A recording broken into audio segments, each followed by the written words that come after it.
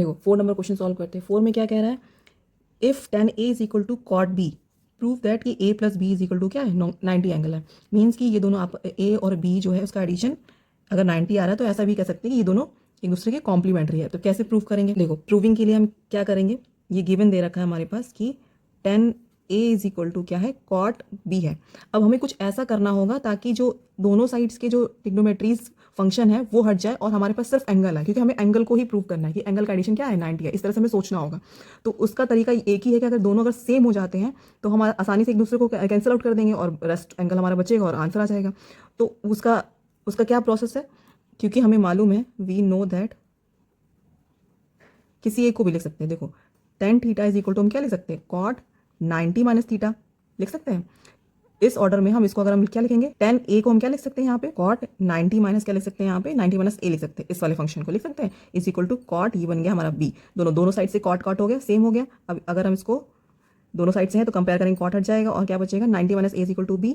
इसको अगर हम सिंप्लीफाई करें तो A plus B is equal to क्या आ गया हमारे पास 90। ये हो गया हमारा प्रूफ्ड हो गया। नेक्स्ट 5 नंबर क्वेश्चन करते हैं एक्सरसाइज 8.3 का।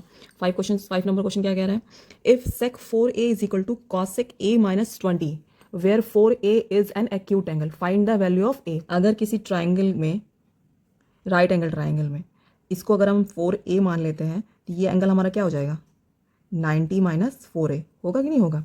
ठीक है, अब इसको सॉल्व करते हैं। ये समझने के लिए मैंने बताया आपको, हमें निकालना है एंगल ए की वैल्यू। एंगल ए की वैल्यू कब निकलेगी, एंगल ए की वैल्यू तभी निकलेगी जब यहाँ से हमारे ट्रिग्नोमेट्रिक फंक्शंस गायब होंगे। और फंक्शंस गायब कैसे होंगे, दोनों सेम होंगे तो एक दूसरे से कैंसिल हो जाएंगे और गायब हो जाएंगे। सेम करने का तरीका क्या है, वी नो दैट सेक में और कॉसेक में किसी एक को चेंज करना होगा।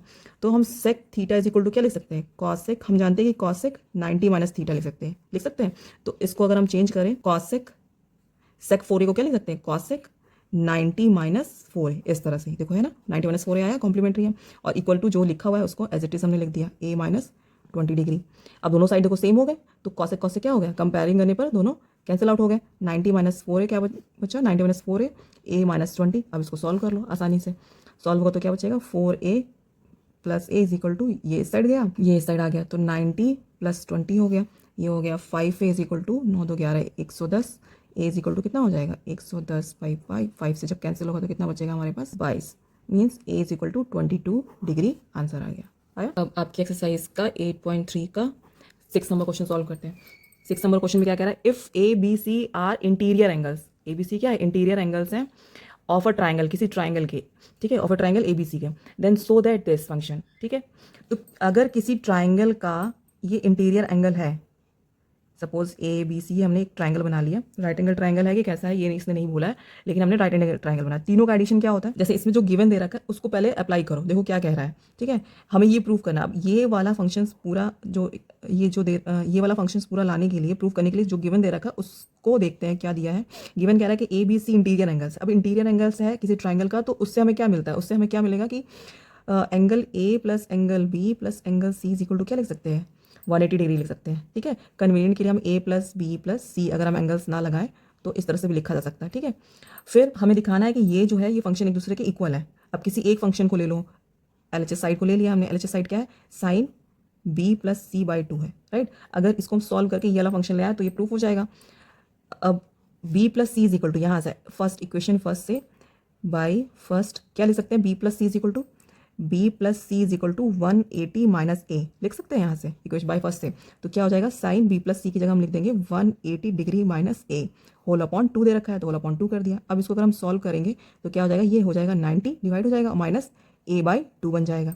अब देखो अभी इसके पहले ही आपको बताया था कि साइन 90 माइनस थीटा को हम क्या लिख सकते हैं कॉस थीटा लिखते हैं ना, तो ये हो जाएगा कॉस ए बाई 2 लिख सकते हैं। राइट, आर एच एस आ गया, प्रूफ हो गया। यहाँ पे आप ये एक और ऐड कर सकते हो, since sine 90 minus theta is equal to cos theta. ठीक है, क्वेश्चन नंबर 7 क्या है, express sine 67 degree plus cos 75 degree in the term of trigonometric ratios.